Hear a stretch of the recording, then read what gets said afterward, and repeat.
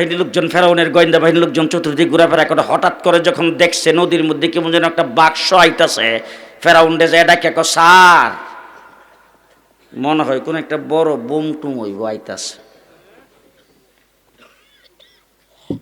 যখন এই কথা কইছে, ফেরাউন আইসা নদীর পারে দাঁড়াইছে। ফেরাউনের বাহিনীর র্যাব, পুলিশ, বিডিআর, আর্মি, সেনাবাহিনীর প্রধান, নৌবাহিনীর প্রধান যা আছে সব, তারপর বোমা বিশেষজ্ঞ বাহিনী যা আছে নদীর কিনারে আইসা দাঁড়াইছে।